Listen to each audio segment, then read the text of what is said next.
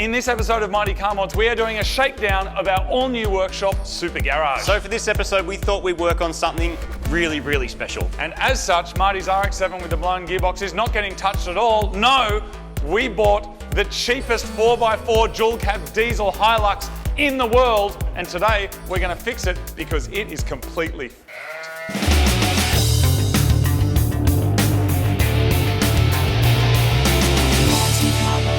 Believe it or not, people, in Australia, this kind of vehicle... Hold on one second. Yep. Welcome to another episode of the best four-wheel driving channel on the internet.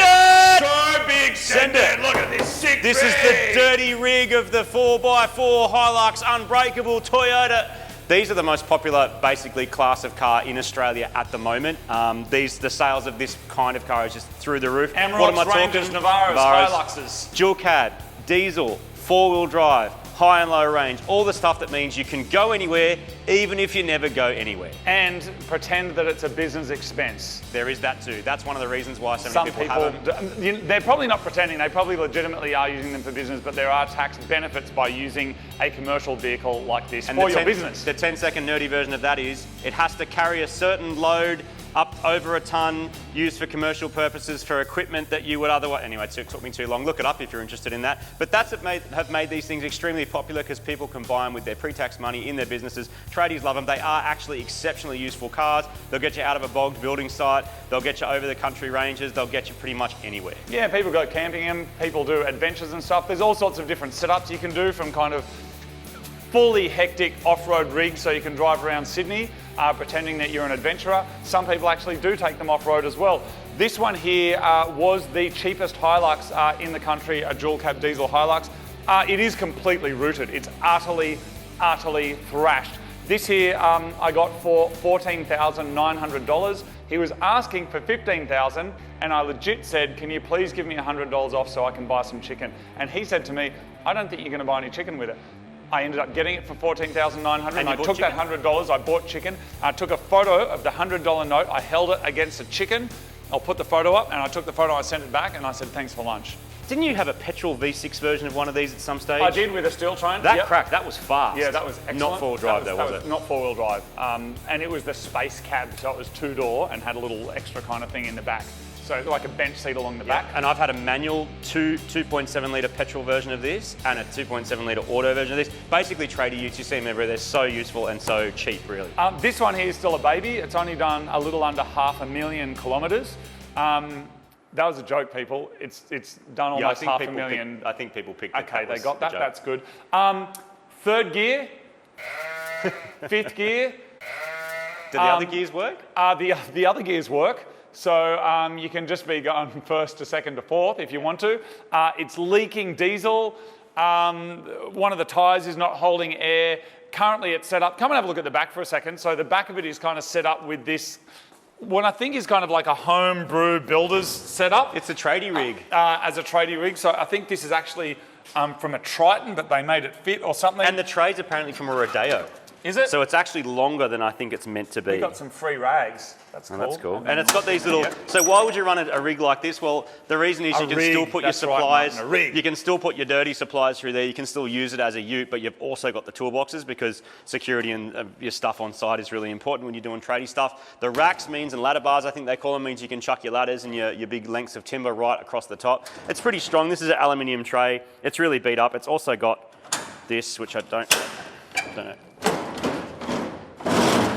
Which is pretty cool. I didn't even know it had that. That's pretty cool. One who bought it. For tools and stuff as well. Excellent. So that's pretty common in these trays. These are aftermarket trays, so usually you buy this as a cab chassis and then you can sort of spec whatever tray you want. Toyota make genuine ones. I think this is an aftermarket one. Yep. And you can even pull these off completely and slap new ones on, but this is a big tray and I think someone put this tray on to get the extra size, even though I don't know the technicality of how actually legal it is. Yeah. So we're basically going to use this as a workshop truck. because Super Garage, you may have seen the other videos we made about this space. This is not the space we are all the time, but it's a space that we set up so friends and people we know can come and do projects. So there's going to be heaps of cool stuff happening here all the time. But bigger, it does bolder projects with have more a people. tow bar, which means that we can put cars on trailers, and also it can become a support vehicle when we're kind of heading out bush and stuff like that. So there it is. We got a whole lot of stuff that we bought from Supercheap Auto for it. So we got kind of everything from stereos to just servicing it and making it work and fixing some things. You're going to give it a new car once over, basically. Yeah, give it a clean, get rid of the human slime, and then, I mean, it's going to need a new gearbox. But for now, we also thought if we come into the space, we can try out the hoist, we can try out the tools. As we do things, we can kind of work out what's needed and then organise it. So that's it. I reckon we have a quick look at the car, show the people some details, and then let's clean it. Full service and clean. Service it, fix it. Toyota Hiluxes have been dominating cities, farms, bushland, deserts and war zones since the late 1960s, and they're famous for their reliability. This is a 7th generation which was produced from 2004 right through to 2015. Ours is a 3-litre turbo diesel which makes around 120 kilowatts. It's also dual range manual and 4-wheel drive. Originally built in Thailand, ours has been a tradie ute since the day it rolled off the dealer's yard and has all the scars to prove it. So that is the car, and today we have got lots of stuff to get done. More than you ever need to know about Hiluxes. That's our mate Paulie. He's going to help run this shop, which is pretty cool. He's stoked to be helping us. He looks really stoked to be helping us see. on our Hilux today. Anyway, you're going to be seeing Paulie around because he runs this shop, and unlike us, he's actually qualified. And knows what he's doing. At least he said he was. Our first job is getting rid of these toolboxes, which are currently only being held on with hopes and dreams. We need a clear tray for pallets when parts arrive from Japan, and also to be able to pick up bulky items. We just sold these ones second hand for $200. So before we put the car up onto the hoist for the real work, we're just going to give it a quick clean because it smells like this car's had almost 15 years and 500,000 kilometres of tradie butt sweat in it. It absolutely stinks. Now, at this point of the game, which is why we put this in here to try and combat it, one of our little air fresheners, but I don't think that can even battle that much arse sweat. Normally at this point in the game, we go through the car, but the thing with dual cab utes, they have hardly any storage pockets in them at all compared to a normal car. So you've got a glove box, which has got something boring in it. There's a tiny pair of sunglasses. Someone with a minuscule head, I gather, was using those. Nothing in there, nothing in there. There's a bag of Skittles. Do you want a Skittle, Martin? No. Yep, neither do I. And under the seats, there's nothing.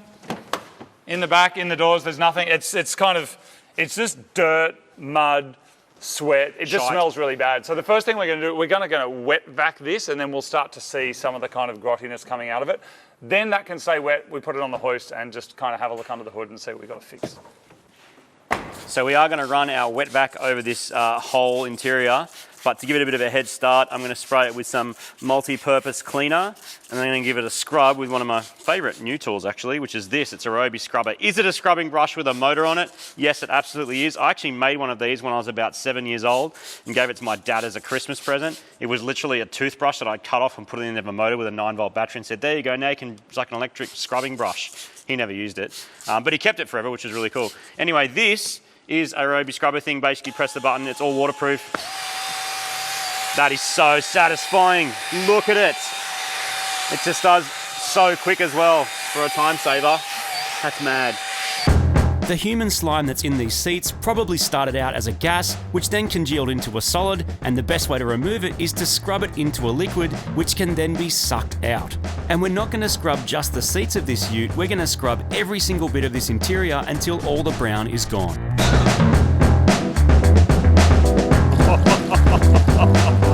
That's so chat. 14 years ago, we did an episode using a rug doctor to clean the seats of my Nissan GTI-R. Now all these years later, we're doing it again.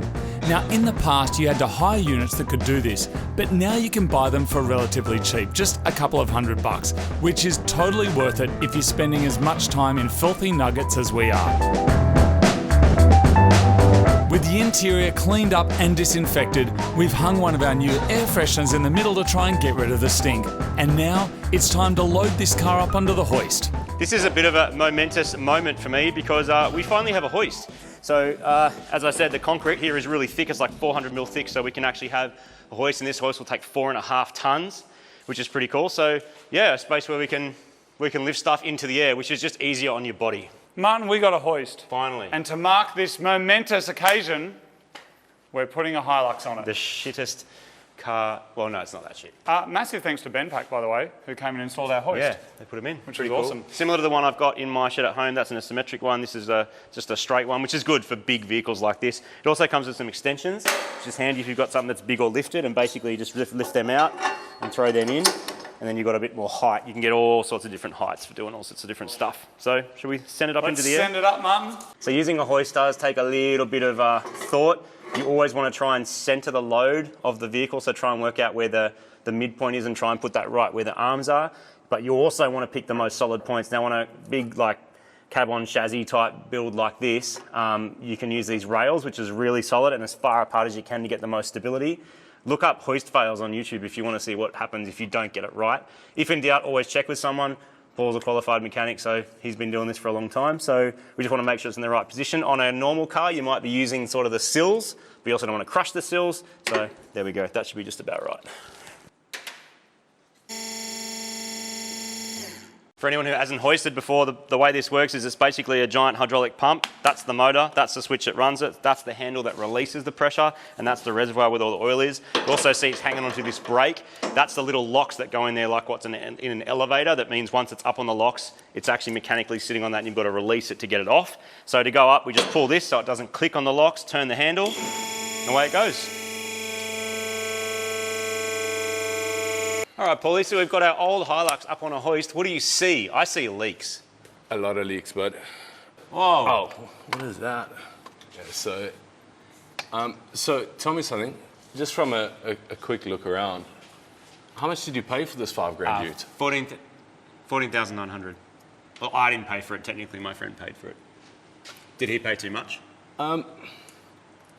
Look, realistically, it's a Hilux that runs, and Yeah. the chassis looks straight, so it should be all right. I mean, it's missing a few bell housing bolts. Missing bell housing bolts. So these leaks, I mean, is that oil? No, bro. These things are It's quite thin, isn't it? Yeah, it's definitely diesel. Okay, so all this is just dirt that's sticking to diesel, hopefully. Hopefully, yeah. I think after a good clean, we'll be able to. Might be all right. Yeah, it might be all right. Well, And down the back, I mean, they're pretty simple under here, aren't they? Fuel tank, exhaust, yeah, it's transfer case. old school. It drive does shaft. have little airbags for the.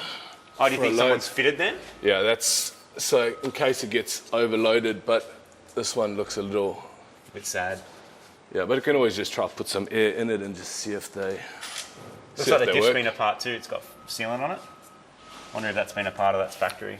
It's probably someone's had a bit of a go, but I mean it's.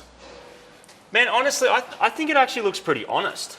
Look, it's not it bins. actually does. It's dirty because it's a builder's ute, but like it's it's got all the good stuff. It's got a tow bar. It's definitely worked, but that's what it's made for. And in the you back know? here, it says only LSD oil on the LSD diff, which is pretty cool. Yeah, it's pretty cool. Perfect for skids. Don't know how many skids you're going to get out of this thing, but So it'll do it. we just change all the fluids, right?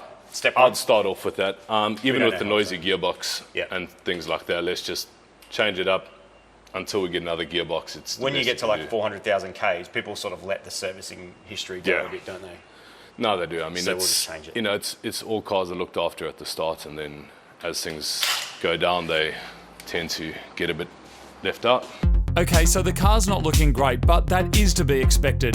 I literally found the cheapest one and went and bought it, so it's not that surprising that it needs quite a bit of work. So I've just discovered that the sump plug, someone has very professionally done that finger tight from its last service.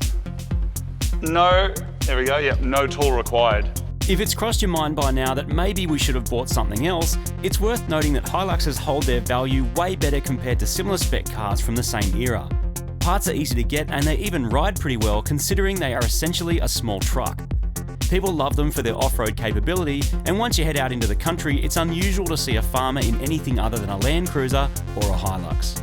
The diffs on these things are pretty beefy, and this one is also LSD, which means it requires a specific type of oil. right, rear diff is done. Has some fresh limited slip 90 weight oil. There's even a sticker on the back that says only LSD oil. So we've ticked that box. That will not need to be done for a very long time. While we're at it, the gearbox and the transfer case are also going to get a fresh batch of gear oil.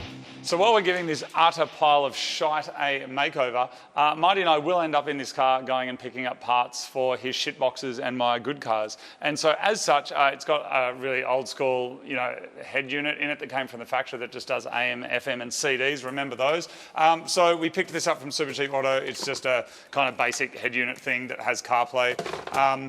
I got one of the ISO connectors, but the others weren't available. So this here is the car side for the factory plug, and so normally if you get all the right connectors you can just kind of plug a big snake together. I don't have that, so I have the stereo side which is here, and I have a universal plug which is here, and then I have the Toyota side which is that. So I'm basically going to solder all of that together, and I'll do it here on the bench, and then once the boys have finished getting the fluids in there, then we'll go above because we've got timing belts and other things to do, plus trying to look for diesel leaks, and I'll get a head unit in there so we can kick some mad tunes while picking up the gearbox for Marty's RX-7, which I do believe is happening soon. Is that correct, Martin? Correct. Changing head units has started to feel a little bit old school, and we haven't had to do it for a while. Modern cars usually come with fully integrated entertainment systems with steering wheel controls, navigation, head-up displays, and 500 speakers, which makes changing the system difficult and also unnecessary. Our Hilux came out before all of this newfandangled technology, so this is a quick fix. While I'm wiring up the head unit, Marty's going to take off the wheels so we can have a look at the brakes. If the rest of the car's anything to go by, these will need to be changed as well. Going to replace the front rotors and pads. The reason being, it's got lots of pads. So if you looked at it and went, you've got heaps of brakes left. That is true, there's lots of pad, but I have a feeling this has been pad slapped a couple of times, which is where you don't machine the rotor, you don't change the rotor, you just chuck new pads in and go again. And there's heaps of grooves in there. You can get your micrometer thing on there and actually test the thickness, but the lip in there is big enough to tell me that it's probably worth changing. And also, disc rotors are cheaper than they used to be as well, so just slapping a new one on and recycling that is quick and easy. Put some new pads in as well, and then we'll fully bleed the system using some Castrol brake fluid. Job done. The brakes on the front of this thing are pretty big, which makes sense when you consider both the weight of the unit itself and the payload it's legally able to carry. It's quick and easy to change the pads and rotors. We just push the pistons back, remove and replace everything, and then bleed the whole lot.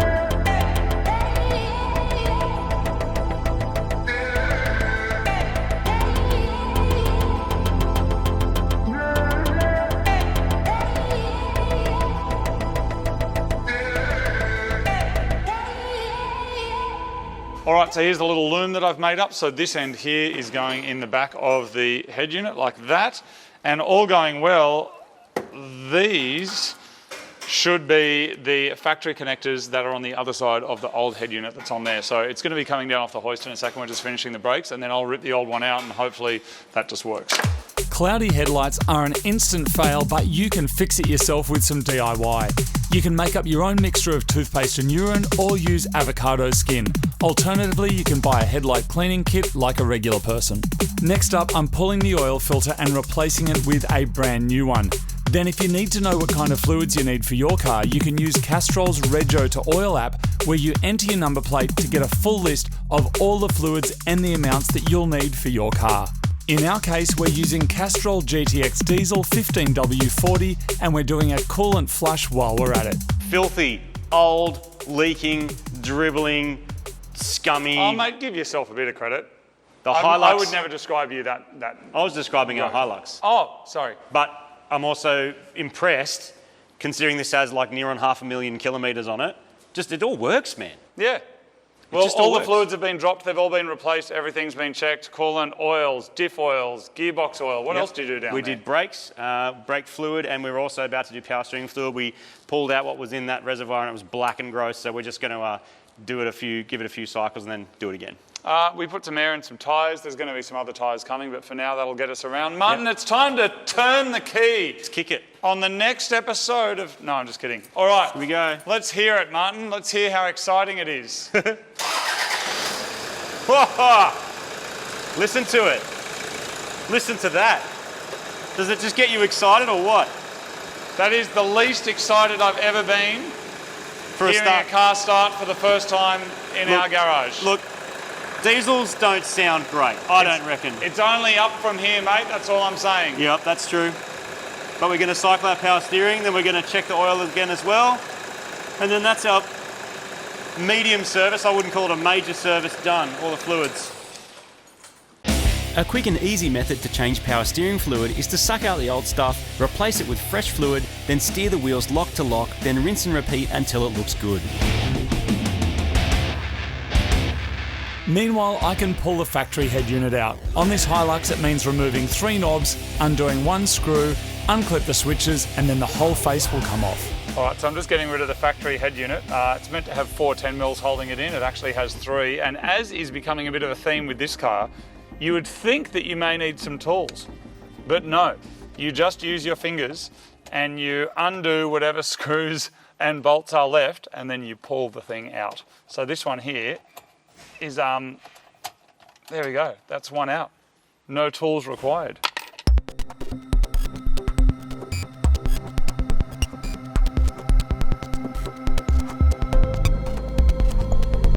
That one there is looking good, so I'm just going to plug the head unit in before I do all of this stuff and find out that maybe something's not right or you know, some part of it's not working. I'm just going to plug the head unit in and make sure it actually powers up. The head unit has powered on successfully, so now it's time to check that the speakers, microphone and USB are all working properly. Yeah. Your car goes boom boom bah. Your car goes brap brap brap. Your car goes ting ting ting. My car goes psh psh.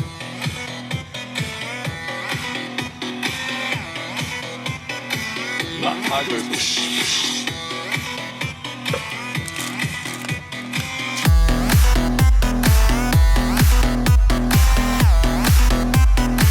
My car goes psh psh.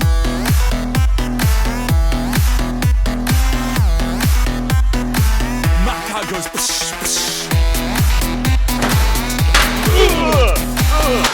Oh, whoops. Oh. It's all good, it's fixed. Next job is the timing belt. Timing belts can be a bit scary. If you're from Subaru land, they're a big, big job because there's so many cams and things going on. On these Hiluxes, it's reasonably simple. It's only a couple of hours labour in mechanic land to do it. And so we are going to do it because the previous owner said that it got done 80,000 Ks ago, assuming he's telling the truth on that one. Even that is getting close to when it needs to be done. So we're just going to slap on a new belt. We're just bringing it around now to get the phasing right between the cam and the crank. We're nearly there, and then we're going to swap it out. A timing belt replacement on this engine is simple and straightforward, way easier than a motor with 4 cams and blown head gaskets. Old belt's off, new belt's going on. It's okay, but you can feel how much harder that is from the life that it's had. Throw this new belt on and our timing belt swap is done. It looks like the old belt was way past due, with small hairline cracks and old brown burnt rubber, which is the clear giveaway. While we were here, we decided to investigate the diesel leak, and down the rabbit hole we went until we found this build-up in the intake. This gunk was seriously clogging up our intake, so it all had to be removed. I want to give a quick shout out to Shannons, insurance for motoring enthusiasts. They can also offer insurance for your daily drive, your motorbike, and even home and contents insurance. Check out more on the Shannons website. All right, we got heaps of stuff done today. Now we got some mad technology in the cabin. Hopefully everything's going to be working. I'm pretty keen to drive it because we haven't even driven the thing yet. Fully serviced. And now we are waiting for some new tyres to arrive, which is pretty exciting. And a lift kit. Why? Why not? Because Best look, four-wheel drive people, channel. it's the best four-wheel driving channel in the world. And Well. when you go down to your local Harris farm to get your coconut and passion fruit kombucha, you need the height. And you need the height. You need Just the to height. make sure you bash that little like thing that hangs on the garage on the way Yes. in. It's got kabang! Everyone goes, yeah, you're so sick. If you're not bashing the thing, you're not living the four-wheel drive life. Exactly. Just saying. All right, well, let's get these parts here and keep going. My Hilux is sick, your car's shit.